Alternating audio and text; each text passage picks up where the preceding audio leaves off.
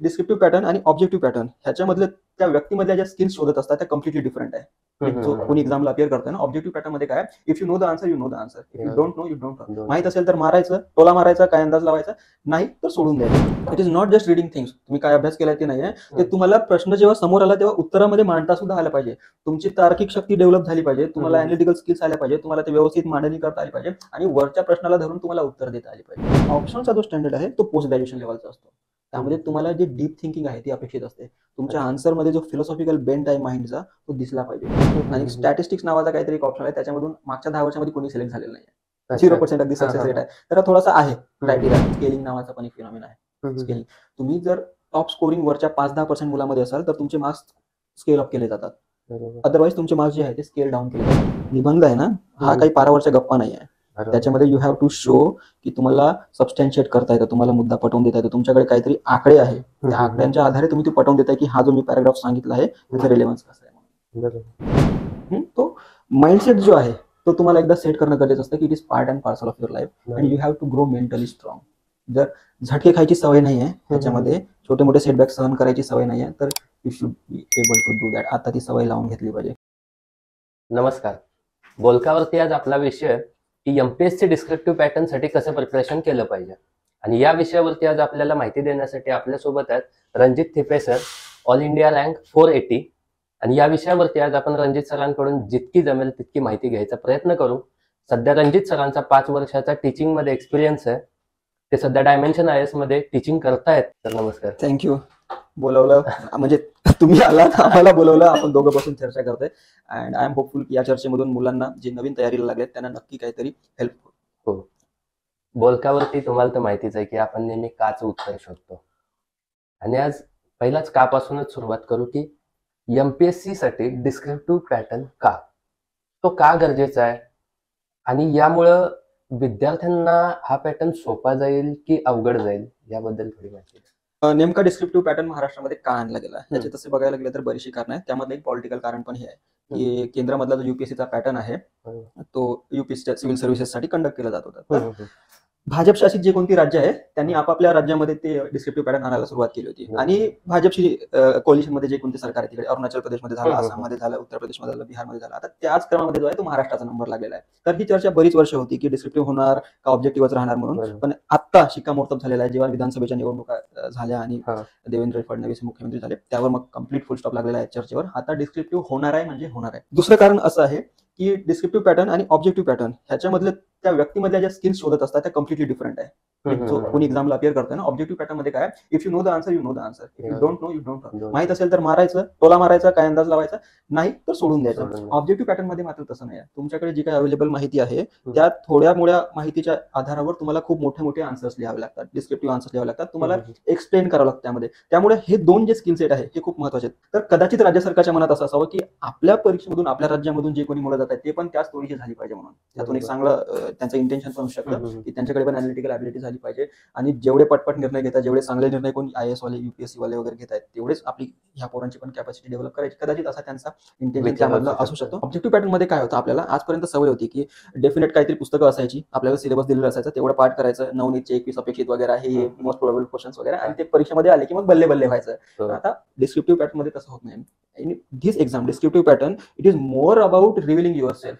तुम्ही व्यक्ती म्हणून कसे आहात, तुमच्या विचारांची पद्धत कशी आहे, तुम्ही सुटसुटीत विचार करू शकताय की नाही, तुमची मांडणी कशी आहे, तुम्ही एक्सप्रेस व्यवस्थित करू शकताय की नाही, म्हणजे वरचा मुद्दा आणि खालचा मुद्दा धरून तुम्ही बोलू शकताय की नाही, हे सगळं बघितलं जात असतं. And as an administrator it is very much needed. तुम्ही जेव्हा मोठ्या सरकारी पदावर आहात, एखाद्या विभागामध्ये आहात, तर ते बघतात की तुमचं एक्सप्रेशन कसं आहे, तुम्ही समोरच्याला कन्व्हिन्स करू शकताय का नाही, तुमची मांडणी व्यवस्थित आहे का नाही. तर ते त्यामधलं महत्वाचा एक पार्ट आहे की ऑफिसर तुम्ही आहात तर it is not only objective type ना. बरोबर. त्यामधलं तुमचं जे काम आहे ते 24 तास डिस्क्रिप्टिव्ह आहे, तुम्हाला तर्क लागतात, तुम्हाला अॅनालिटिकल स्किल्स वगैरे लागतात. तर एका दृष्टीने हे चांगलंच आहे, डिस्क्रिप्टिव्ह पॅटर्न झालेला आहे म्हणून. हा जो डिस्क्रिप्टिव्ह पॅटर्न आहे हा सोपा आहे की अवघड आहे? अवघड आहे, there is no doubt about it. Descriptive pattern खूप अवघड आहे ऑब्जेक्टिव्ह पॅटर्न पेक्षा. डिस्क्रिप्टिव्ह पॅटर्न मध्ये it is not just reading things. तुम्ही काय अभ्यास केलाय ते नाहीये, ते तुम्हाला प्रश्न जेव्हा समोर आला तेव्हा उत्तरामध्ये मांडता सुद्धा आला पाहिजे. तुमची तार्किक शक्ती डेव्हलप झाली पाहिजे, तुम्हाला अॅनालिटिकल स्किल्स आल्या पाहिजे, तुम्हाला ते व्यवस्थित मांडणी करता आली पाहिजे, आणि वरच्या प्रश्नाला धरून तुम्हाला उत्तर देता आली पाहिजे. ऑब्जेक्टिव्ह पॅटर्न मध्ये काय होतं, if you know the answer, you know the answer. आणि त्याच्यासाठी खूप हँड होल्डिंगची गरज नव्हती. स्टँडर्ड बुक सेट असेल, डिफाईन बुक सेट असेल, की चला एमपीएससी राज्यसेवा आहे बाबा, आणि याच्यासाठी हे काय 8-10 पुस्तकं आहे, ही सगळी पुस्तकं घ्या, पार कोडून प्या, चाटून पुसून खाणं ज्याला म्हणतो का नाही, पार अंडरलाईन करा, निळं पिवळं करून ठेवा, तेवढं घोकंपट्टी मारायची, अगदी परीक्षेच्या शेवटच्या दिवसापर्यंत घोकंपट्टी मारायची, पेपरला जायचं, पास व्हायचं, असं होतं. आता डिस्क्रिप्टिव्ह मध्ये तसं नाही. It is less about resources and more about how you utilise those resources. त्याची काय अशी डेफिनेट बुकलिस्ट नाही युपीएससीची. तुम्ही प्रत्येक टॉपरकडे जा, प्रत्येक कोचिंग मध्ये जा, त्यांचं वेगळे वेगळे बुकलिस्ट वगैरे असते, आणि त्यांचा रिझल्ट पण वेगळा वेगळा असतो. तर काही जण आहे, त्यांनी वेगळी काहीतरी पुस्तक वाचलेली आहे, त्यांनी इतरांचा पाथ फॉलो नाही केलेला, मात्र रिझल्ट खूप चांगले आले आहेत. काही जणांनी सगळ्यांनी जे कॉमन पाथ फॉलो करतात तो पाथ फॉलो केलेला आहे, मात्र रिझल्ट नाही आलेला. ही अशी तफावत आहे, कारण it is less and less about book list and more about that skill, की तुम्ही जे काही वाचलेलं आहे त्याचा वापर कसा करून घेता म्हणून. तर आता टार्गेट सेट केला, की समजा ऑब्जेक्टिव्ह पॅटर्न मध्ये एका महिन्यामध्ये पेपर 1 संपेल, एका महिन्यामध्ये पेपर 2 संपेल, एका महिन्यामध्ये पेपर 3 संपेल. असं टार्गेट सेटिंग तुम्हाला डिस्क्रिप्टिव्ह मध्ये करता येत नाही, कारण वाचन हे आपलं एकमात्र आता लक्ष राहिलेलं नाही. त्याच्यामध्ये वाचनासोबतच तुम्हाला ते अप्लाय पण करता आलं पाहिजे, कागदावर पेन घेऊन उतरवता आलं पाहिजे, त्यामध्ये सुटसुटीतपणा जो असतो का नाही तो आला पाहिजे. आणि ही स्किल जी आहे सुरुवातीला डेव्हलप करणं खूप अवघड आहे, कारण आपल्याला सवय नाही आहे ना. तसा उतारा आपल्याला लिहायची सवय आहे. 10वी पर्यंत आपण तेच केलेलं आहे, 12वी पर्यंत आपण तेच केलेलं आहे, डिग्रीमध्ये पण तेच केलेलं आहे. आता तसं नाही, लाईन बाय लाईन ते बघितलं जात असतं. त्यामुळे ही जी आपली हॅबिट आहे का नाही, जेवढं मला माहिती आहे, जेवढी मी घोकंपट्टी मारून ठेवली आहे, तीच घोकंपट्टी त्याच प्रकारे असं एकानंतर लिहून येणार. ही हॅबिट ब्रेक करणं इम्पॉर्टंट आहे आता, आणि नवीन हॅबिट डेव्हलप करणं हे महत्वाचं आहे. तर हॅबिट डेव्हलपमेंट जो आहे हा it takes time. Skill enrichment, तुम्हाला स्वतःला काहीतरी आमूलाग्र बदल आणावे लागणार आहे स्वतःमध्ये, त्याशिवाय इट इज व्हेरी डिफिकल्ट. आणि हे हॅबिट जेव्हा तुम्ही नवीन डेव्हलप करताय, it is also about unlearning, की तुम्ही आजपर्यंत जो काही शिकलेला आहात, कदाचित अंगणवाडीपासून पहिलीपासून जे काही शिक्षणाचे संस्कार आपल्यावर टाकण्यात आलेले का नाही, कोणतरी फळ्यावर लिहून देणार, आपण ते लिहायचं, घरी जाऊन घोकंपट्टी मारायची आणि यायचं. आता हे पूर्ण तुमचे 18-20 वर्षाचे जे काही संस्कार झालेले आहे शिक्षणातले, ते पूर्ण तुम्हाला अनलर्न करावे लागणार आहे. तोंडानं बोलून कन्व्हिन्स नाही करायचं, लिहून कन्व्हिन्स करायचं. All together different skills. बरोबर. तसं आपण बोलतोय की आता डिस्क्रिप्टिव्ह पॅटर्न म्हणजे लिहिणं आलंच, आणि लिहिणं सोपी गोष्ट नाहीये. कारण एक एसे लिहायचा म्हटलं तर तो 250 मार्काचा एसे भरपूर लिहायला लागतात. 2 एसे 125 मार्क भरपूर आहे ते. तर आता लिहिण्याबद्दलच थोडे विचारतो, की आता लिहिणं आहेच, तर लिहिताना मराठी भाषा वापरली पाहिजे एमपीएससी साठी की इंग्लिश भाषा वापरली पाहिजे? आणि हँड रायटिंग एक तेवढंच महत्वाचं आहे का? हा, हँड रायटिंग महत्वाचं आहे. समोरच्यांना जेव्हा तुमचा पेपर वाचत असतो तेव्हा त्याच्या डोक्याचा ताप तुम्ही वाढवला तर तुमचा ताप वाढवेल तो, असं सिंपल नियम आहे युपीएससी मधला. तुमचं प्रेझेंटेशन जे आहे ते खूप व्यवस्थित पाहिजे, ते वाचनीय असलं पाहिजे. अक्षर जे आहे जर वाचनीय नसेल तर तुमचं कंटेंट किती चांगलं असू दे, you will not get very good marks. आणि कंटेंट थोडंसं कमी आहे, मात्र तुमचं प्रेझेंटेशन खूप चांगलं आहे, तुम्ही पॅराग्राफचं अलाइनमेंट वगैरे व्यवस्थित केलेलं आहे, तुमची वाक्य छोटीशी आहे, तुम्ही कॉमा फुल स्टॉप व्यवस्थित मारलेला आहे, ग्रामर वगैरे तुमचं व्यवस्थित आहे, you can score very good marks. तर ही स्किल सेट आहे, ही नव्याने शिकावी लागणार आहे. मात्र when it comes to English और मराठी, आता मी इंग्लिश एज्युकेटेड आहे, त्यामुळे इंग्रजी मला सहज आहे, पण असं नाही की मराठीमध्ये पण मी वीक आहे म्हणून. तर given a choice I will always prefer English. The moment एखादा एक्झामिनर असेल त्याच्या पुढे एक इंग्लिशचा पेपर पडलाय आणि एक मराठीचा पेपर पडलाय, इंग्लिशवाला म्हणजे काय, ज्याने इंग्रजीमधून लिहिलाय he is convent educated. Convent educated मुलांच्या बद्दल लोकांच्या मनामध्ये प्रतिमा असते की अरे भारी मोर असतात, त्यांना कमीत कमी इंग्रजी तरी चांगली येते, बाकी काही येत नसलं तरी. मराठीवाले म्हणजे काय, जेम तेम काहीतरी ढकलत पास झालेला, असा तो एक माइंडसेट आहे. तुम्हाला तो फर्स्ट इम्प्रेशन सीन सेट झाला, त्यामध्ये काही खरंच आहे असं नाही आहे. असं असू शकतं की मराठीवाला जो हा मुलगा आहे याने कदाचित खूप भारी लिहून ठेवलेला आहे, बट जस्ट बिकॉज त्याने मराठीमध्ये लिहून ठेवलेलं आहे, त्यामुळे त्याचं सुरुवातीचं इम्प्रेशन आहे. मला असं वाटतं, आय एम नॉट शुअर की हे किती खरं आहे म्हणून. लक्षात घेण्यासारखी गोष्ट ही पण आहे ह्याच्यामध्ये, की युपीएससी मध्ये जे कोण लँग्वेजेस मध्ये अपियर करतात, रिजनल लँग्वेजेस मधून, त्यामधला सिलेक्शनचा टक्का जो आहे तो हार्डली 1-2% वगैरे. आणि त्यातही मॅक्झिमम जे आहे 90% जे आहे ते फक्त हिंदीमधून होत असतात. त्यामध्ये तमिळ, तेलुगू, मराठी वगैरे त्यांना कुठंच नाही आहे, सुपडा साप आहे अगदी. तर ह्या ज्या लँग्वेजेस आहेत यांना कुठंच स्थान नाही आहे युपीएससी मध्ये. आणि इफ यू से की काहीतरी तमिळ लिटरेचर, तमिळ लँग्वेज वगैरे घेईल आणि त्यातून युपीएससी पास करेल, अगोदरच तुम्ही आपल्या पायावर धोंडा मारून घेताय. बरोबर. तर ते युपीएससीला पण लागू आहे, आणि आय एक्सपेक्ट की सेम इथं पण रिफ्लेक्ट होणार आहे. महाराष्ट्रामध्ये रिजनल ऍडव्हान्टेज आहेच आपल्याला, आपण मराठीमधून जेव्हा अपियर करणार आहोत तर मराठी चालून जाईल. दुसरी गोष्ट ही की जे काही रिसोर्सेस अवेलेबल आहे, जे टॉपचे रिसोर्सेस आहे आतापर्यंत युपीएससीच्या एक्झामसाठी जे काही डेव्हलप झालेले आहे, ते टॉपचे रिसोर्स इंग्लिशमधून आहे. बरोबर. ते हिंदीमध्ये कधी येत असतं, त्याचं लिटरल ट्रान्सलेशन केलं जातं आणि नंतर ते हिंदीमध्ये येत असतं. म्हणजे त्यामधला लॅग आहे. आज काहीतरी घडलंय, आज आपण जेव्हा शूटिंग करतो, रेकॉर्डिंग करतो, तेव्हा ऑपरेशन सिंदूर घडलंय. तर ऑपरेशन सिंदूर बद्दल जी काही माहिती आजपर्यंत येणार आहे का नाही, आज संध्याकाळपर्यंत, ती सगळी मॅक्झिमम इंग्लिशमधून असणार आहे. आणि एक आठवडा चालला गेला की नंतर ते ऑपरेशन सिंदूर बाबा काय काय होतं तर ते हिंदीमध्ये येणार आहे. प्रासंगिकता निघून जात असते. तुमचं प्रिपरेशन आहे का एक लॅगने सुरू असतं, 10 दिवस 15 दिवसांनी वगैरे. करंट अफेअर्स मॅक्सिमम इंग्लिश मधूनच लवकरात लवकर अवेलेबल, आणि रिसोर्सेस टेस्ट सिरीज वगैरे जे काय आहे का नाही ते इंग्लिश मधून आहे. आता मेंटरशिप म्हणाल, तुम्हाला आता एमपीसीचा एकही पेपर झालेला नाही डिस्क्रिप्टिव्ह पॅटर्नचा. बरोबर. तुम्हाला मेंटरशिप पाहिजे आहे डिस्क्रिप्टिव्ह पॅटर्नची. Whom will you prefer? तुम्ही कुठल्या तरी युपीएससी वाली जी फॅकल्टी आहे त्याच्याकडे जाणार ना, बरोबर. आणि त्यांनी कुठून दिलं होतं? इंग्लिश मधून दिलं होतं. इंग्लिशमधून दिलं हा, तर तो एक पहिलेच इंग्रजीचा पारडं जड आहे. तर रॅदर दॅन मराठीचं पारडं आपण जड करूया सगळेजण असं करण्यापेक्षा जे अगोदर पारडं जड आहे त्याच्यामध्ये उडी घ्या, आपलं काम करून घ्या आणि बाहेर पडा. बरोबर. म्हणजे युपीएससीच्या मुलांना पण इंग्लिशमध्ये लिहायची प्रॅक्टिस आहे. प्रॅक्टिस आहे. कदाचित ते पण मुलं आता एमपीएससीचा अटेम्प्ट देतील तर हा. ते कॉम्पिटिशन आहेच, त्यावरती पण बोलू आपण. जोरदार कॉम्पिटिशन आहे ते. त्यावरती पण सविस्तर बोलूच आपण पुढे, की आता जे जुने विद्यार्थी आहेत जे ऑब्जेक्टिव्ह मध्ये पेपर देतात हा. त्यांना एमपीएससीचा आता जो डिस्क्रिप्टिव्ह पॅटर्न येतो ह्यासाठी काय फायदा होईल की पुन्हा नव्यानं पहिल्यापासून सुरुवात? त्याच्यावरती काय सांगाल? त्यात मला कसं वाटतं की तुम्ही जो काही इतिहासाचा अभ्यास केलेला आहे, भूगोलाचा अभ्यास केलेला आहे, नागरिक शास्त्राचा, इंडियन पॉलिटिक्सचा वगैरे अभ्यास केलेला आहे, त्यातली जी फॅक्च्युअल माहिती आहे ती महत्वाची आहे.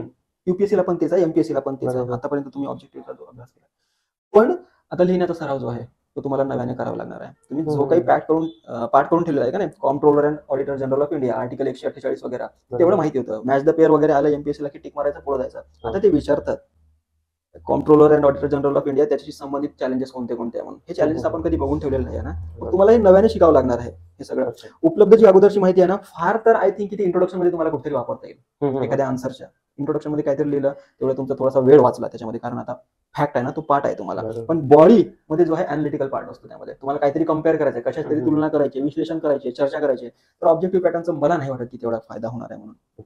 ऑन द अदर हँड जे 0 पासून स्टार्ट करतायत, आता 2025 ला अपियर करतायत किंवा 26 ला अपियर करतायत, आय थिंक की त्यांना रिलेटिव्ह ऍडव्हान्टेज असा आहे की त्यांना अगोदरपासूनच डिस्क्रिप्टिव्ह पॅटर्नची तयारी करायची आहे. म्हणजे तेवढी घोकंपट्टी आता करावी लागणार नाही जेवढी ऑब्जेक्टिव्ह पॅटर्न वाल्यांना करावी लागणार. तर ऑब्जेक्टिव्ह पॅटर्न मधली जी काही तुमची मेहनत होती त्यामधला बराचसा पाठ आता तुम्हाला वगळून नव्याने सुरुवात करावी लागणार आहे. And it is about unlearning also. जे काही मी पाठ करून ठेवलेलं आहे त्यातलं किती कामाचं आहे माझ्या, किती कामाचं नाही आहे ते शोधावं लागणार आहे. ते कंटेंट फिल्टर आउट करावं लागणार आहे. ते तुमच्या जी पाठी आहे का नाही, ब्लॅकबोर्ड आहे त्यावर घिचड अगोदर झालेलं आहे. आता तुम्हाला ते पूर्ण रब करून 0 पासून स्टार्ट करायचं आहे.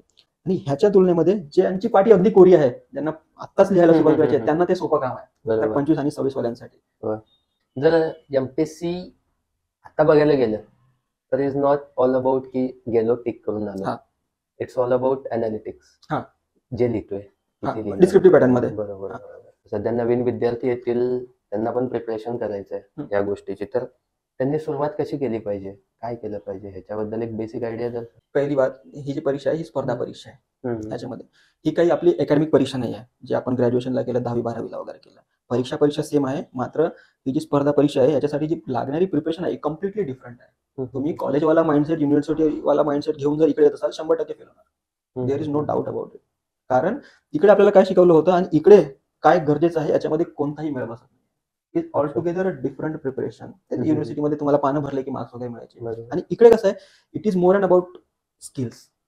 जे वाचलंय त्याचं जास्तीत जास्त रिव्हिजन झालं पाहिजे आणि त्याला मग नंतर पेपरमध्ये उतरवता आलं पाहिजे. आता जास्तीत जास्त रिव्हिजन घडण्यासाठी हे पण महत्वाचं आहे की तुमचे जे रिसोर्सेस आहेत ते लिमिटेड असले पाहिजे. It is more and about skills, आणि दिस इज कॉम्पिटेटिव्ह एक्झाम.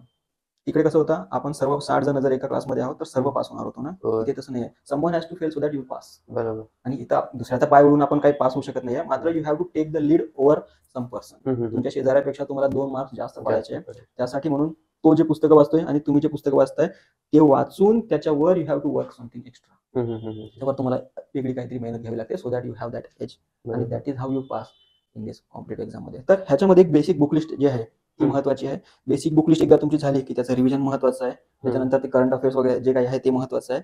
आणि सगळ्यात महत्वाचा पार्ट डिस्क्रिप्टिव्ह मध्ये आता आन्सर रायटिंग. तुम्हाला उत्तर लेखनचे जे कौशल्य आहे ते शिकावं लागणार आहे. And this answer writing skill it is completely different from तुम्ही जे युनिव्हर्सिटीमध्ये वगैरे देत होता.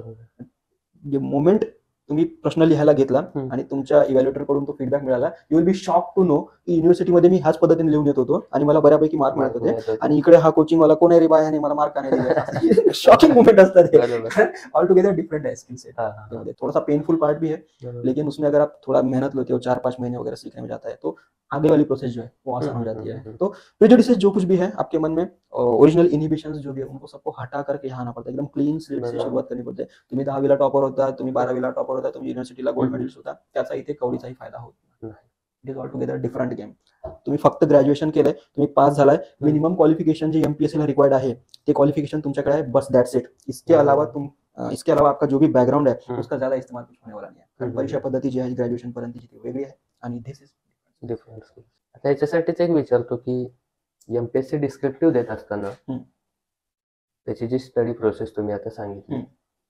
ही घरी बसून होईल, हम्म. लायब्ररीला फक्त मी आलो, लायब्ररी केली, माझा मी अभ्यास केला, असा होईल की इथे क्लासेसची पण गरज पडेल मुलांना? याबद्दल काय सांगा? युपीएससी मध्ये पण म्हणजे टॉप केलेत मुलांनी, ते सांगत असतात की मी कधी कोचिंगला वगैरे गेलेलो नाही म्हणून. बऱ्यापैकी असतात तसे. पण ह्या पूर्ण परीक्षेमध्ये कोणत्या ना कोणत्या टप्प्यावर तुम्हाला कोचिंगची गरज पडणारच आहे. एकतर प्रिलिम्सला, एकतर मेन्सला किंवा इंटरव्ह्यूला कुठं ना कुठं तुम्हाला कोचिंगची गरज पडणारच आहे म्हणून पडणारच आहे. आतापर्यंत कसं होतं की जेव्हा ऑब्जेक्टिव्ह पॅटर्न मध्ये होता, एक डिफाईन बुक्स होते, बरोबर. ते बुक्स घ्यायचे, ते वाचायचे, त्याच्यावर आधारित प्रश्नपत्र असायचं, सराव प्रश्नपत्र ते घ्यायचे, सोडवायचे घरी आणि झालं, तेवढी प्रिपरेशन बस होती. आता डिस्क्रिप्टिव्ह पॅटर्न मध्ये काय होणार आहे की you need someone to evaluate. तुमचे जे आन्सर्स आहेत ते इव्हॅल्युएट करून मिळाले पाहिजे. बाबा तुझ्या उत्तरामध्ये काय चुकतंय ते सांगणारं कोणतरी पाहिजे. तुझा कंटेंट व्यवस्थित आहे पण तुझी मांडणी व्यवस्थित नाही आहे, त्याच्यावर सुद्धा मार्क जातात. किंवा तुझी मांडणी चांगली आहे पण कंटेंट काहीच नाही आहे, किंवा तुझं कंटेंट जे आहे ते सगळं जुनं आहे, फक्त जे पुस्तकामध्ये आहे तेवढंच आहे, त्यामध्ये करंट अफेअर्स वगैरे काहीच नाही आहे. हे छोटे छोटे बारकावे जे आहे ते प्रत्येक प्रश्नामध्ये शोधून देणार तुम्हाला कोणतरी असावं लागतं. म्हणजे तुम्ही एक काहीतरी वेगळं वाचताय, त्याचं अप्लिकेशन तुम्हाला इथे करता येत नाही आहे, आणि ते तुम्हाला कधी करायला मिळणार आहे जेव्हा तुमच्या इव्हॅल्युएटरने काहीतरी फीडबॅक दिलेला आहे. तर ह्याच्यापेक्षा स्वतः झिरो पासून सगळं स्टार्ट करण्यापेक्षा रिइन्व्हेंटिंग द व्हील, जगामध्ये चाकाचं अस्तित्व असताना आपण पुन्हा लाकूड तोडायचं आणि पुन्हा चाक बनवायचं, हे सगळं करण्यापेक्षा रेडीमेड जे चाक मिळते का नाही, म्हणजे कोचिंग मधून तुम्हाला जे नोट्स मिळतात, कोचिंग मध्ये तुम्हाला जे एक्सप्लेनेशन मिळतं, ते डायरेक्ट घेऊन यायचं आणि आपल्या गाडीला लावायचं आणि गाडी पळवती करायची. झिरो पासून तुम्ही करू शकता, no doubt about it, but it is painful process. आणि जे आता जुने विद्यार्थी आहेत त्यांच्याकडे तो टाइम नाही की परत पहिल्यापासून सगळी घडी चालू. मला हे कळत नाही की जेव्हा अवेलेबल आहे मार्केटमध्ये तर डायरेक्टली घेऊन यायचं ना. चहा प्यायची तलब झाली, कॉफी प्यायची तलब झाली, डायरेक्ट बाजारामध्ये जायचं, ते दुधाचं पाऊच घेऊन यायचं, गरम करायचं, पिऊन टाकायचं. त्याच्यासाठी घरामध्ये म्हैस आणून बांधा, तिला चारा खायला घाला, तिचं शेण काढा आणि मग दूध काढून प्या. ही जी प्रोसेस आहे का नाही, मी स्वतःहून सगळं करेल. ही प्रोसेस वेळ जातोय, एनर्जी जाते, आणि तुम्ही काही नवीन काही करणार नाही आहे. आणि हे जे कॉम्पिटेटिव्ह एक्झामची जी पुस्तकं आहेत ना, यामधून तुम्हाला खूप काहीतरी विजडम येणार आहे. एकदम जगा वेगळं, तुम्ही सॉक्रेटिस, गांधी, बुद्धाच्या लीगमध्ये जाऊन बसणार आहे असं होणार नाही आहे. ही स्पर्धा परीक्षेसाठी डेव्हलप केलेली पुस्तकं आहेत. तर ह्याचा अभ्यास करण्याची पद्धत जी आहे ती वेगळी आहे. यामधून तुम्हाला खूप विजडम येईल, तुम्हाला काहीतरी जगा वेगळं नॉलेज येईल, असं काही नाही आहे. ते परीक्षेपुरता अभ्यास असतो, त्याचं तंत्र आहे, ते शिकावं लागतं. तर just for the sake of passing this examination you should study. If you expect something more, I would say की तुम्ही मग स्पर्धा परीक्षेच्या क्षेत्रामध्ये जाऊ नका. ते JNU ला वगैरे ऍडमिशन घ्या, दिल्ली युनिव्हर्सिटीला ऍडमिशन घ्या, PhD वगैरे करा, काहीतरी करा. कारण तो अप्रोच इकडे कामाला येणार नाही. It is all together different game, totally different. आणि त्यासाठी युनिट हँड होल्डिंग. त्यामुळे ते मुलं मग कोचिंगला वगैरे जायचं असते, ते नोट्स वगैरे क्रिएट करतात, कॉपी करतात, मग ते हँड रिटन नोट्स बनवतात, डिक्टेशन वगैरे चाललेलं असतं, गायडन्स, रोजच्या रोज मेंटरशिप असते, पर्सनलाइज फीडबॅक असतात, आठवड्यातून एकदा फॉलोअप मीटिंग होत असते, तुमचं ते चार्ट बनवलेलं असते, ट्रॅकर, प्रोग्रेस ट्रॅकर म्हणून. रिगरस प्रोसेस आहे सगळे. आणि हे जर तुम्हाला अवेलेबल होत नसेल तर तुम्हाला कळणार नाही की नेमकं माझं कुठं चुकतंय म्हणून. आणि कळणार कधी, जेव्हा तुम्ही परीक्षा लिहून आला, तुम्ही रिझल्ट जो काही आलाय, फेल झालाय, आणि तेव्हा जेव्हा तुम्ही मार्क्स बघाल तेव्हा तुम्हाला कळेल की माझं कुठं कुठं कोणत्या विषयामध्ये काय काय कम्पोनंट चुकलं म्हणून. तर ह्या ज्या मिस्टेक्स आहेत, rather than waiting for 1 year, तुम्ही रेक्टिफाय करू शकता दर आठवड्याला. You can work on it every week. तर ते कोचिंग मधून ते सहजपणे उपलब्ध होऊ शकतं. And that is why it is important. Optional विषयाबद्दल बऱ्याच गोष्टी असतात की ऑप्शनल स्कोरिंग विषय तो निवडताना बराच विचार करतात की, आणि कोण काय करतं ऑप्शनल साठी. कधी कुणाचं ऑप्शनल चुकतो, परत 2 वर्षानं कोण ऑप्शनल बदलायला जातं. याच्याबद्दल काय सांगाल की ऑप्शनल निवडताना एक थोडक्यात सांगा की कोणते पॉईंट लक्षात घेतले पाहिजे? ऑप्शनल निवडताना क्रायटेरिया असा आहे त्याचा, पहिल्यांदा त्यामध्ये मला थोडासा रस असला पाहिजे. आता ही UPSC MPSC प्रिपरेशन एवढी घृसम आहे की तुमच्या आयुष्यातूनच रस काढून टाकते. त्यामुळे थोडासा काय असं ना, त्या ऑप्शनल विषयामध्ये रस असला पाहिजे. आता माझं टेक्निकल बॅकग्राऊंड आहे, इंजिनिअरिंगचं बॅकग्राऊंड आहे, तरी पण मी ऑप्शनल निवडत असताना पब्लिक ऍडमिनिस्ट्रेशन घेतला होता, कारण प्रशासनाबद्दल थोडासा इंटरेस्ट होता मला. थोडासा रस असला पाहिजे, आणि असा की त्याच्यावर जर मला 1-2 झाड पुस्तकं वाचावी लागली तर मला झोप नाही आली पाहिजे. तर तेवढा बेसिक इंटरेस्ट थोडासा असला पाहिजे. इंटरेस्ट नसणारच आहे ऑब्व्हियसली, थोडासा असला पाहिजे, कारण ते वाचायचं आहे मला आणि त्याच्यासोबत चिकटून राहायचं ना. कमीत कमी पेपर होस तर ती रिलेशनशिप तुमची टिकली पाहिजे त्या ऑप्शन सोबत, असा तो नियम आहे. दुसरा नियम असा आहे की त्याची कोचिंग अवेलेबल असली पाहिजे. GS मध्ये जर तुम्हाला कोचिंग करायची नसेल, ठीक आहे, चल जाएगा, नोट्स मार्केटमधून अवेलेबल आहे. GS चा जो स्टँडर्ड आहे तो ग्रॅज्युएशन लेवलचा असतो किंवा 12th लेवलचा वगैरे असतो, ग्रॅज्युएशन 12th लेवलचा. ऑप्शनचा जो स्टँडर्ड आहे तो पोस्ट ग्रॅज्युएशन लेवलचा असतो. त्यामध्ये तुम्हाला जे डीप थिंकिंग आहे ती अपेक्षित असते. तुमच्या आन्सरमध्ये जो फिलॉसॉफिकल बेंट आहे माइंडचा तो दिसला पाहिजे, आणि ते कोचिंग मधून जर तुम्ही केला असेल ऑप्शनल प्रिपेअर, तर तो लवकर डेव्हलप होतो असं मला वाटतं, rather than reading just books. तर ऑप्शनसाठी तर कोचिंग कमीत कमी गरजेची आहे, आणि त्यासाठी तुमच्या त्या भागामध्ये कोणत्या विषयाची कोचिंग मिळते ऑप्शनची, तो विषय निवडला तर बरं होईल. आणि इट इज मोर अबाउट की तुम्हाला तो जो शिक्षक आहे तो वेळ देतोय की नाही म्हणून. लेक्चर संपलं त्यानंतर यू हॅव सम डाऊट, त्यानंतर 5-10 मिनिटं त्या शिक्षकाने तुम्हाला दिली पाहिजे. किंवा आठवड्यातून एकदा तुमचा फॉलोअप मीटिंग वगैरे झाली पाहिजे. जीएस मध्ये चालून जातं, नोट्स आहे, भूकंपट्टी मारली आणि नंतर गेला ते. पण ऑप्शन मध्ये आहे ना, रोजच्या रोज काहीतरी त्यामध्ये फिलॉसॉफिकल माइंड डेव्हलप करायला मेहनत घ्यावी लागते, की इंट्रोडक्शन कसं लिहायचं, बॉडीमध्ये काय लिहायचं, कन्क्लुजन काय लिहायचं, एकच वाक्य आहे त्याचं वेगळ्या वेगळ्या प्रकारे इंटरप्रिटेशन कसं करायचं, हे सगळं डेव्हलप व्हायला की नाही, you need some hand holding. तर तुमच्या भागामध्ये कुठली कोचिंग अवेलेबल आहे ऑप्शनची ते बघितलं पाहिजे. तिसरी गोष्ट, कोचिंग आहे पण टेस्ट सिरीज जर नाही आहे त्याची, it is of no use. त्याची टेस्ट सिरीज पण असली पाहिजे आणि इयर लॉंग टेस्ट सिरीज असली पाहिजे ती. आपण ऑप्शनलची प्रिपरेशन कधी करू शकतो, प्रिलिम्स व्हायच्या अगोदर ऑप्शनलची प्रिपरेशन करायची असते. म्हणजे नोट सगळे तयार आहे, अभ्यास तुम्ही केलेला आहे आणि आन्सर रायटिंग पण केलेली आहे. प्रिलिम्स झाल्यानंतर तुम्ही एक दिवस अंतरून काढला आणि म्हटलं आजपासून मी आन्सर रायटिंग करणार, तर तसं होणार नाही आहे क्लास. कारण प्रिलिम्सच्या मधला आणि मेन्सचा जो मधला काळ आहे तो फक्त आन्सर रायटिंग साठी दिला पाहिजे. अभ्यास करण्यासाठी जो वेळ आहे तो प्रिलिम्सच्या अगोदरचा वेळ असतो. त्यामुळे इयर लॉंग ते अवेलेबल पाहिजे मार्केट. कोचिंग आहे, तुमची मेंटरशिप, काही टेस्ट सिरीज वगैरे आहे, ते इयर लॉंग अवेलेबल असलं पाहिजे. तर असा हा बेसिक क्रायटेरिया आहे. अजून त्याच्यामध्ये बरेचसे बारकावे आहे. पण बऱ्याच गोष्टींची मांडणी आहे की तुम्हाला डेटा अवेलेबल असला पाहिजे, टेस्ट सिरीज अवेलेबल असला पाहिजे, मेंटरशिप अवेलेबल असलं पाहिजे, म्हणजे आणि इंटरेस्ट पण महत्त्वाची गोष्ट आहे. या गोष्टी सगळ्या गोष्टींचे टीचर पण अवेलेबल असला पाहिजे. या गोष्टी जेव्हा मॅच होतील असं ऑप्शनल निवडावं. दुसरं एक ऑप्शनल बद्दल गोष्ट आहे की टॉपरचा ऑप्शनल मी घेतो, तो स्कोरिंग आहे. ही गोष्ट टॉपरचाच ऑप्शनल कॉपी करणं योग्य आहे की अयोग्य आहे, याच्यावरती काय सांगा? त्याच्यावर एक व्हिडिओ बनवला होता आम्ही, साधारण 1 महिना झाला असेल. तर असे काही ऑप्शन आहे ज्याच्यामध्ये सातत्याने चांगले मार्क्स पडतात. आणि स्टॅटिस्टिक्स नावाचा काहीतरी एक ऑप्शन आहे, त्याच्यामधून मागच्या 10 वर्षामध्ये कोणी सिलेक्ट झालेलं नाही. 0% अगदी सक्सेस रेट आहे. तर थोडासा आहे क्रायटेरिया की जे मोस्ट प्रिफर्ड ऑप्शन जे आहे त्याच्यामध्ये तुमचा अँथ्रोपॉलॉजी आहे, तुमचा पॉलिटिकल सायन्स अँड आयआर आहे आणि सोशियोलॉजी वगैरे आहे.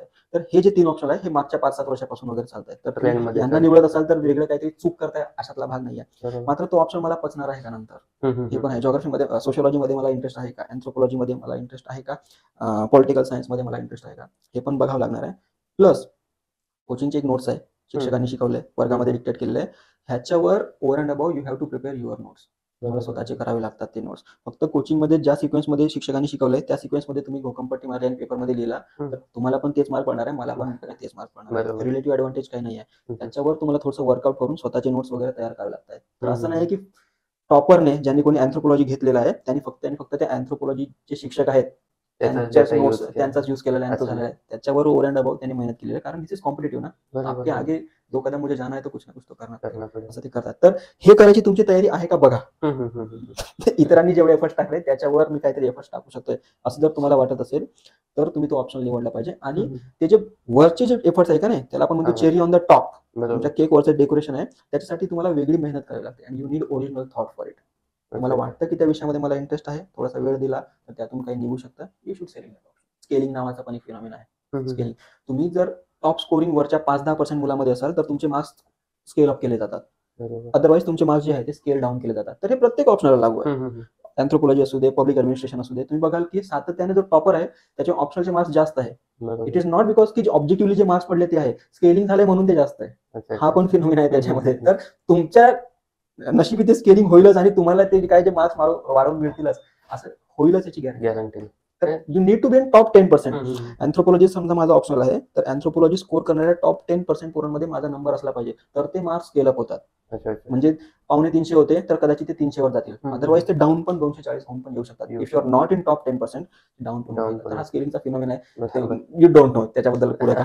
म्हणजे याच्यात टॉपरचा ऑप्शनल कॉपी करणं ही चुकीची गोष्ट नाहीये जर तुम्हाला त्याच्यात इंटरेस्ट असेल. मी काय म्हणाल, तुम्हाला सिलेक्ट करायचं आहे ना ऑप्शनल आज, तुम्ही टॉपरचे आन्सर कॉपीज घ्या. टॉपर्सचे ते टेलिग्राम चॅनल्स वगैरे असतात त्याच्यावर जावा, त्यांचे ऑप्शनचे नोट्स वगैरे जर लकीली त्यांनी अपलोड केलेले असतील तर ते बघायचं. आणि ह्याने ज्या प्रकारचे नोट्स वगैरे कॉपी करून बनवून ठेवलेले आहेत त्या प्रकारचे नोट्स मी बनवू शकतो का, त्याने ज्या प्रकारचे आन्सर्स वगैरे लिहिलेले आहेत त्या प्रकारचे आन्सर्स मला जमू शकतात का, असं जर वाटत असेल गो फॉर इट. आणि जर वाटत असेल की नाही भाऊ मला हे कळणार नाही, लिव्ह इट.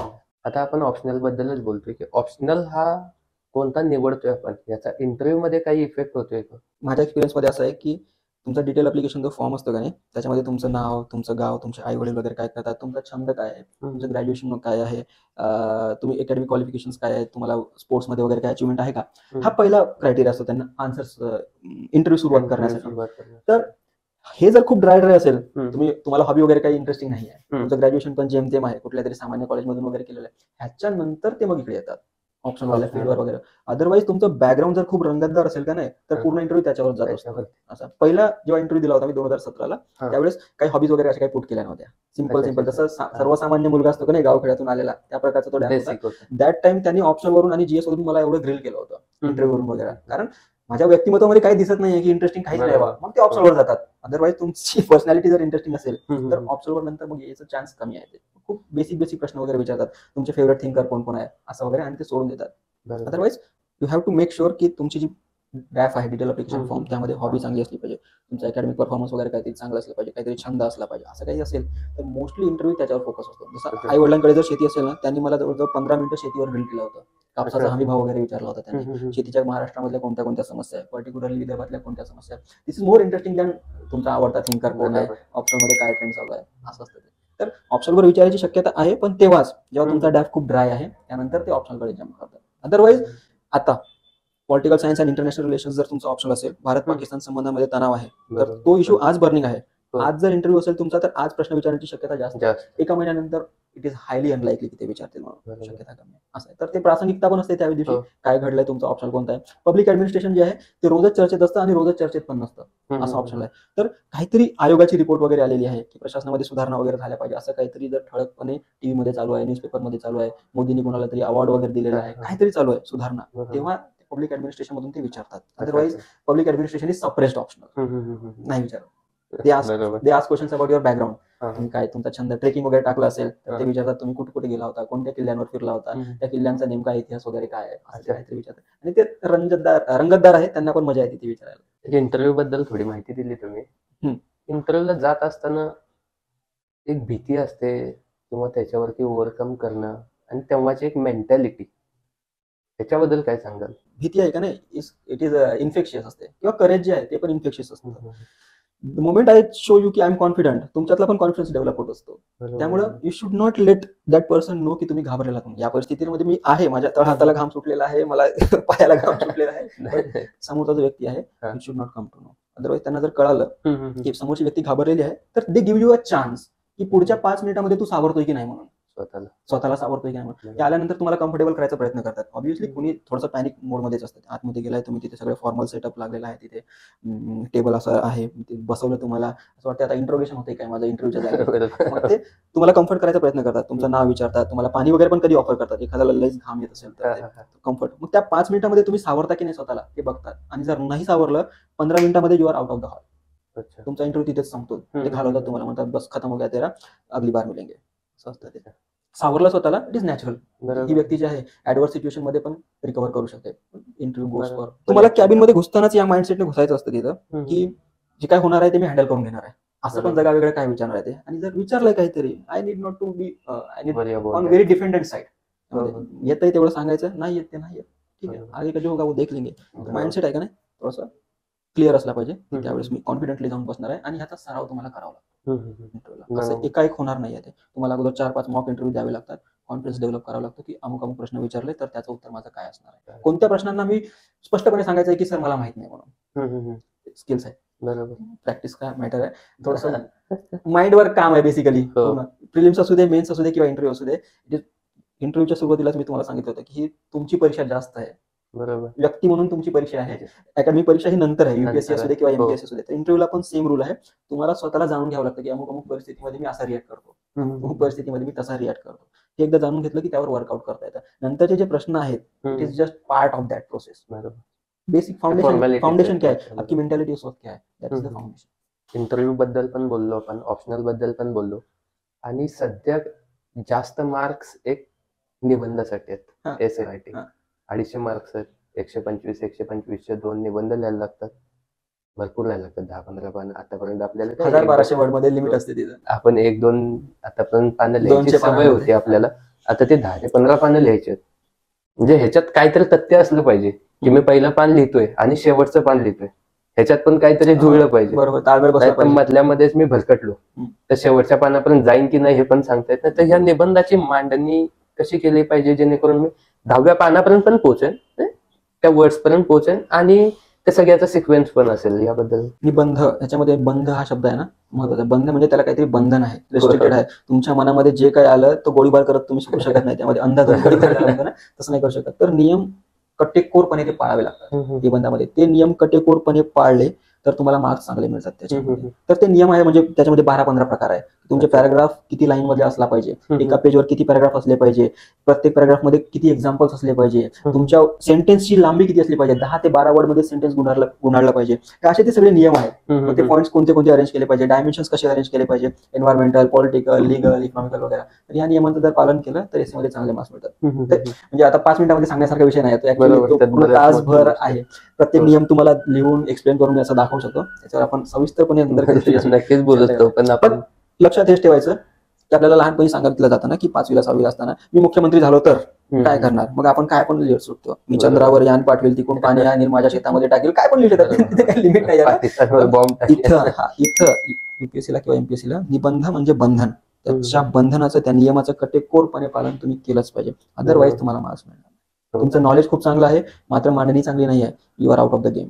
नॉलेज सोबतच ती मांडणी, त्या नियमांचं पालन करणं खूप महत्वाचं आहे. निबंधासाठी ऑप्शन आहेत की 4-5 ऑप्शन भेटतील, यातला एक विषय निवडायचा. ऍक्च्युली 2 सेक्शन असतात, सेक्शन ए आणि सेक्शन बी. पहिल्या सेक्शन मध्ये 4 टॉपिक असतात, दुसऱ्या सेक्शन मध्ये 4 टॉपिक असतात. तर पहिल्यातला एक निवडायचा, दुसऱ्यातला एक निवडायचा, असं असतं. याच्यातून निवडताना मग कोणता निवडला पाहिजे की हा टॉपिक निवडणं माझ्यासाठी योग्य राहील, याचा अनालिसिस? त्याचा एक नियम असा आहे की ज्याच्याबद्दल मला सर्वाधिक माहिती आहे, फॅक्च्युअल माहिती, एक्झाम्पल्स, डेटा, फॅक्ट, फिगर वगैरे ज्याबद्दल मला जास्त माहिती आहे, तो टॉपिक तुम्ही निवडला पाहिजे. काही काही टॉपिक जे असतात ते प्रथमदर्शी खूप आकर्षक असतात. जसं युपीएससी मध्ये there is no alternative to happiness, happiness is the only path, असा काहीतरी तो एसीचा टॉपिक आला होता. तर ते अट्रॅक्टिव्ह आहे खूप. मला वाटतं की ह्याच्याबद्दल मी काहीतरी लिहू शकतो, आणि प्रथमदर्शी ते चांगलं वाटते. नंतर तुम्ही एक पेज लिहिता, नंतर तुम्हाला वाटतं की यार आयडिया तो खतम हो गया मेरे, कम्प्लीटली माइंड ब्लँक हो गया मेरा, अब आगे क्या लिखो. तर ही जी अडचण आहे ही आली नाही पाहिजे, म्हणून तुम्हाला डेटा, फॅक्ट, फिगर ज्या टॉपिक बद्दल जास्त आहे तो टॉपिक तुम्ही आवर्जून निवडला पाहिजे. कारण निबंध आहे ना हा काही पारावरच्या गप्पा नाही आहे. त्याच्यामध्ये यू हॅव टू शो की तुम्हाला सबस्टॅन्शिएट करता येतं, तुम्हाला मुद्दा पटवून देता येतो, तुमच्याकडे काहीतरी आकडे आहे, त्या आकड्यांच्या आधारे तुम्ही ते पटवून देताय की हा जो मी पॅराग्राफ सांगितला आहे त्याचा रिलेव्हन्स कसा आहे. ढोबळमानाने नाही सांगता येत तुम्हाला निबंधामध्ये, कारण there is some person in your competition who is very good at it. त्याने आकडे टाकलेले आहे, त्याने प्रेझेंटेशन चांगलं केलेलं आहे, तर he will have the advantage ना. You can not afford a single mistake. त्याच्यामध्ये नजर हटी दुर्घटना घटी, त्याच्यात मेथला जागाच नाही. दॅट इज वाय कॉम्पिटिटिव्ह ना, सगळे पास होणार नाही, कोणतरी चुका करत असतात. आता एक एसेवरून पण बोललो आपण, त्याच्यात युपीएससीचे स्टुडंट एमपीएससी मध्ये येतील, म्हणजे असे बोललं जाते येतील की नाही, त्याचे चान्सेस ते येतील. तर ती एक कॉम्पिटिशन एमपीएससीच्या मुलांसाठी असेल का, आणि असेल तर ती कशी असेल, कोणत्या लेवलची असेल, मग हे त्या एमपीएससीच्या मुलांना ओव्हरकम करायला पाहिजे त्या गोष्टींवर. ती कॉम्पिटिशन भयंकर असणार आहे. ज्यांचं कोणाचं समजा युपीएससी मध्ये सिलेक्शन नाही झालेलं आहे, इंटरव्ह्यू मधून बाहेर पडलेले आहे किंवा रिझर्व्ह लिस्ट मध्ये वगैरे होते, त्यांच्यासाठी अल्टरनेटिव्ह आता एमपीएससीने केलेला आहे. त्यांच्यासाठी दारं मोकळी केलेली आहे की तुम्ही आतापर्यंत जी काही प्रिपरेशन केलेली आहे ती प्रिपरेशन घेऊन तुम्ही इकडे एमपीएससीला पेपर द्यायला या. आणि नव्याने प्रिपरेशन तुम्हाला काय करायचे तर फार तर महाराष्ट्राचा इतिहास थोडासा बघून घ्यायचा आहे, महाराष्ट्रातले समाज सुधारक बघून घ्यायचे, आणि महाराष्ट्राचा भूगोल बघून घ्यायचा. त्याचे फार तर 2 पुस्तकं येतील जाड. एवढं तुम्ही करा आणि थेट एमपीएससीचा पेपर लिहायला या, असं खुलं आव्हान दिलेलं आहे. त्यामुळे इन्व्हाइट केलं आणि ते येणार नाही असं होणारच नाही ना. Every person is looking for job, ठीक आहे, कलेक्टर नाही होय तो डेप्युटी कलेक्टर हो जाएंगे, हे टेम्पटेशन आहे. त्यामुळे ती सगळी मुलं जी आहेत ती येणार आहेत, आणि त्यांना एक ऍडव्हान्टेज असा आहे की त्यांनी मेन्सची जी तयारी आहे डिस्क्रिप्टिव्ह पॅटर्नची, जेव्हापासून ते प्रिपेअर करतायत त्या दृष्टीनेच प्रिपेअर करून ठेवलेलं आहे. म्हणजे त्यांना रायटिंगची प्रॅक्टिस आहे, त्यांना नोट्स कसे बनवायचे हे माहिती आहे, आपल्या प्रेझेंटेशन कसं करायचं हे सगळं माहिती आहे, आणि रिसोर्स मिनिमायझेशन कसं करायचं, प्लॅनिंग कशी करायची, वीकली टार्गेट कसे सेट करायचे, डेली टार्गेट वगैरे कसे सेट करायचे, हे सगळं प्लॅनिंग त्यांच्याकडे. एमपीएससी वाल्यांची प्रॉब्लेम काय आहे ऑब्जेक्टिव्ह पॅटर्नची, की त्यांना पुस्तकांची लिस्ट माहिती आहे, हे पुस्तक मी एका महिन्यात, हे पुस्तक मी एका महिन्यात, हे पुस्तक मी एका महिन्यात. मायक्रो प्लॅनिंगची गरज नव्हती ना, आता मायक्रो प्लॅनिंग त्यांना माहिती आहे युपीएससी वाल्यांना, ते सगळं घेऊन इकडे येणार आहे, तर त्यांना ऍडव्हान्टेज आहे, रिलेटिव्ह ऍडव्हान्टेज. याच्याबद्दल विचारतो, जेव्हा युपीएससी वाले एमपीएससी मध्ये येते, युपीएससी वाल्यांकडे ऍडव्हान्टेज तर आहेच, पण प्रिलिम्स ही एक गोष्ट आहे की युपीएससी वाल्यांनी प्रिलिम्सचा अभ्यास नाही केला, कारण एमपीएससीची प्रिलिम्स थोडीशी वेगळी आहे, डेटा थोडा तो अभ्यास जो असेल तो. तर मग ही क्रॅक करणं युपीएससी वाल्यांसाठी सोपी आहे की ह्या गोष्टीमध्ये एमपीएससी वाल्यांना जास्त चान्सेस भेटतील? महाराष्ट्राचे समाज सुधारक, महाराष्ट्राचा थोडासा भूगोल, महाराष्ट्राचं थोडंसं अर्थशास्त्र वगैरे, आणि लोकराज्य काय मॅगझिन वगैरे जे असतात, महाराष्ट्राचं गव्हर्नन्स पॉलिटी वगैरे, ते सगळं कव्हर करायला किती वेळ लागणार आहे युपीएससी वाल्या मुलांना मला सांगा. 2-3 पुस्तकं, ही 2-3 पुस्तकं पूर्ण चाटून पुसून घ्यायला किती वेळ लागेल? फार तर महिनाभर. मला टार्गेट दिलं तर मी 15 दिवसामध्ये संपवेल आणि मी तुमच्यासोबत इक्वल फुटिंग मध्ये उभा राहील. आवाज देखते हैं एमपीएससी प्रीलिम्स में सायन्स अँड टेक, जसं युपीएससी राहील का नाही थोडंसं अप्लाइड पार्ट विचारतात, बायोटेक्नॉलॉजी वगैरे. एमपीएससीला ते आपण 10वी-12वीला वगैरे ज्या प्रकारचं विज्ञान शिकलो खूप ऑब्जेक्टिव्ह विचारतात. ते अल्डिहाइडचा फॉर्म्युला काय, कीटोनचा फॉर्म्युला काय, बेन्झिन मध्ये किती बॉन्ड वगैरे असतात हे विचारतात. हे सगळं एक स्टँडर्ड पुस्तक मध्ये अवेलेबल आहे. ही सगळी माहिती किती वेळ लागणार आहे ते वाचून काढायला?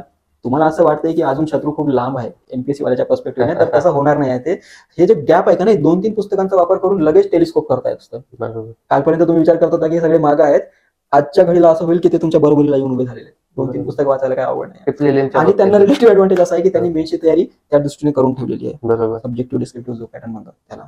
After some time you will find की ते खूप पुढे निघून गेलेले आहे. असा हो सर. म्हणजे थोडक्यात युपीएससी ची मुलं जेव्हा प्रिलिमचा अभ्यास करतील तोच एक टाइम आहे की त्यांच्याकडे मेनचा अभ्यास करायचा.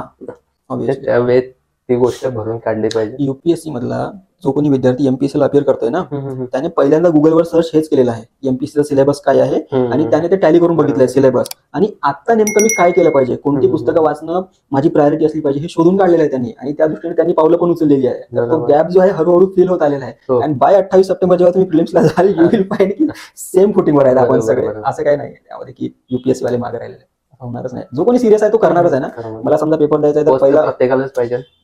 मला पेपर द्यायचा आहे सिरियसली तर मी सर्च करणार ना की बाबा माझ्या नॉलेजमध्ये युपीएससी वाल्या आणि एमपीएससी वाल्या काय शॉर्टेज आहे, तो गॅप कुठून फिल करता येईल, कोणती 2-3 पुस्तकं आहे, कोणते 2-3 झेरॉक्स आहे ते मी वाचून काढणार. सिंपल आहे. हो, इतकी चांगली माहिती दिली तुम्ही. एक जाता जाता एमपीएससीच्या मुलांसाठी आपण पॉडकास्ट करतोय, त्यांना एक टिप काय द्याल की फास्ट ते या गोष्टी अडॉप्ट करतील, लवकर? एमपीएससी वाले असू दे किंवा युपीएससी वाले असू दे, जनरल टिप जी आहे माझी कॉम्पिटेटिव्ह एक्झाम मध्ये अपियर करणाऱ्यांसाठी सर्वांसाठी हीच आहे की you have to work on your mental health. Mental emotional balance वगैरे जो असतो तो यामध्ये मेंटेन ठेवणं या पूर्ण परीक्षेच्या सायकलमध्ये खूप महत्वाचं आहे. कारण बरेचसे हिकअप्स येत असतात. तुम्हाला प्रिलिम्स डाऊन झाली, कधी मेन्स डाऊन झाली, कधी इंटरव्ह्यू पर्यंत गेल्यानंतर सिलेक्शन नाही झालं, तर हे अप्स अँड डाऊन्स होत असतात. कधी रिव्हिजन नाही घडली, कधी अभ्यास नाही झाला, तुम्ही प्लॅन केला होता की 2 आठवड्यामध्ये माझं हे सगळं होणार आहे पण ते झालं नाही, काहीतरी अडचण आली, तर ह्याच्यामुळे इमोशनल अप्स अँड डाऊन्स येत असतात. It takes a toll on your life. बरोबर. तो माइंडसेट जो आहे तो तुम्हाला एकदा सेट करणं गरजेचं असतं की it is part and parcel of your life and you have to grow mentally strong. जर झटके खायची सवय नाही आहे, त्याच्यामध्ये छोटे मोठे सेटबॅक सहन करायची सवय नाही आहे, तर you should be able to do that. आता ती सवय लावून घेतली पाहिजे. कारण इट इज नॉट व्हेरी मक्खन के ऊपर असे चक्कू घुमाते ना, असं नाही आहे ते. थोडंसं माइंडसेट जे आहे त्याच्यावर वर्क करणं गरजेचं आहे. आणि मी मग सांगितलं की माइंडसेट इज द फाउंडेशन. एकदा तुम्ही मेंटली स्ट्रॉंग झालाय, इमोशनली स्ट्रॉंग झालाय, नथिंग कॅन शेक यू. आणि यू विल फाइंड की तुमचा अभ्यास पण आता व्यवस्थित व्हायला लागलेला आहे. कारण you are not very vulnerable. आज काय चाललेलं आहे, टेम्पटेशन आहे ना. आता आपण इथं बसतोय, साधारण 40-45 मिनिटं झाले असतील कदाचित इंटरव्ह्यूला. इमॅजिन करा की तुम्ही जर घरी असता तर आतापर्यंत 20 वेळा तुम्ही बघितलं असतं की भारत पाकिस्तान सीमेवर काय झालं. हे टेम्पटेशन आहे ना. But you have to stay discipline. आणि डिसिप्लिन कुठून येणार आहे, when you are mentally stable. की whatever might happen I will not distract from my path. मला जे करायचं आहे ते मी करूनच राहणार आहे. ते मेंटल स्टॅबिलिटी मधून येतं. And this process you have to enjoy. त्यामुळे हॅपीनेस जे आहे आणि त्या परीक्षा पद्धत त्यातली जी हॅपीनेस आहे आणि हा त्यामुळे बताना चाहता था की पूर्ण प्रोसेसमध्ये if you are not happy with your self you will not be able to work tirelessly. लगेच थकून जाईल तुम्हाला. आपण बघाल की 10 मिनिटं झाले अभ्यास केला काहीतरी, मग चहा प्यायची तलब झाली, मग 10 मिनिटानंतर पुन्हा वॉशरूमला जायचं, मग 10 मिनिटानंतर आईला फोन करतो, बरेच दिवस झाले, 10 मिनिटानंतर मावशीला फोन करतो, कुठेही माहित नाही. हे टेम्पटेशन आहे. You should take genuine interest in that. आणि जेन्युइन इंटरेस्ट जर डेव्हलप झाला ना, प्रोसेस विल गो इजियर. आणि यू विल फाइंड की लाइफ जो है ना ऑटो पायलट मोड पे सेट हो गई है. मुझे बहुत एफर्ट नहीं डालने पड़ते. प्रत्येक क्षणाला तुम्हाला जर खूप कॉन्शियसली एफर्ट टाकावे लागतात अभ्यास करायला, बाबा पुढचा paragraph, one more paragraph, it will B tiring. तुम्ही थकून जाल. तो लाइफ को ऑटो पायलट मोड पे सेट करना है, अपने माइंड को इस तरह से ट्रेन करना है कि पहले जो जरूरी काम है वो तो मैं करके ही रहूंगा. मग त्यावेळेस तुम्हाला ते खूप नियोजन करावं लागत नाही. ह्या तासामध्ये मी हे वाचणार आहे, ह्या तासामध्ये हे वाचणार आहे. त्यामुळे वेळ जातो, ऑटोमॅटिक होऊन जातात ऑटो पायलट मोड पर. लाइफ को ना ऑटो पायलट मोड पे डाल दो, ऊपर वाले पे भरोसा रखो, वो सब कर लेगा. छोटे मोठे काम आप करो, बड़े काम उस पे छोड़ दो, वो कर लेगा. थोडक्यात जर हा मोल्ड आहे तर मला ह्या मोल्ड मध्ये बसलंच पाहिजे. तुम्ही ते इगोइस्टिक होऊन त्यामध्ये जाऊ शकत नाही. काय fitting square pegs in round holes ती म्हणाय तसं होत नाही. बरोबर. लवचिकता असली पाहिजे आणि नव्याने तंत्र शिकण्याची गरज आहे. सगळं अकॅडमिक तुमचं क्वालिफिकेशन काही होतं, तुमचं नॉलेज बेस जे काही होतं ते सगळं विसरून आता नव्याने सुरुवात करायची गरज. आणि तुम्ही जर लवचिक नाही आहात, नव्याने शिकायची काही टेंडन्सी नाही आहे, तर process is going to be very difficult. So stop deceiving yourself. नव्याने काहीतरी शिकायचं आहे, सगळ्यांना करावं लागतं, ते आपण पण करायचं, पास व्हायचं, या माइंडसेटने तुम्ही यायचं. खरंच तुम्ही चांगली माहिती दिली, व्हॅल्युएबल माहिती दिली. नक्कीच ही माहिती मुलांच्या कामी येईलच. आणि जरी तुम्हाला पण सरांचा गायडन्स पाहिजे असेल तरी तुम्ही डायमेन्शन IAS अलका चौकाच्या थोडंसं अलीकडे जुडिओ पाशी नक्की भेटू शकता. तुम्हाला सरांचा स्वभाव तर लक्षात आलाच असेल.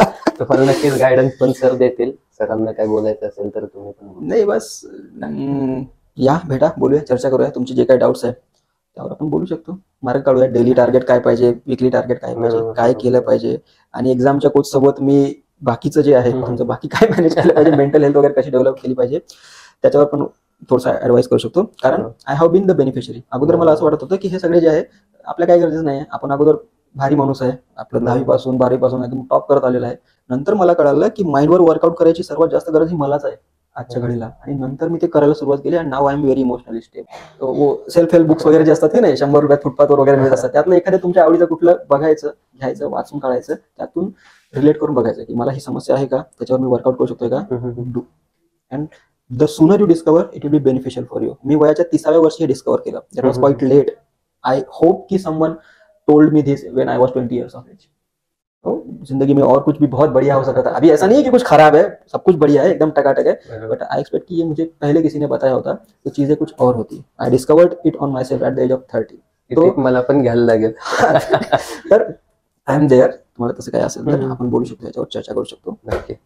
अभ्यासाचा असू दे, बिना अभ्यासाचा असू दे, प्रत्येक गोष्ट. भविष्यात अजून असेच व्हिडिओ येत राहतील, आणायचा प्रयत्न पण करू, आणि जितके चांगले आणता येतील तितके आणू. नक्की सबस्क्राईब करा. धन्यवाद.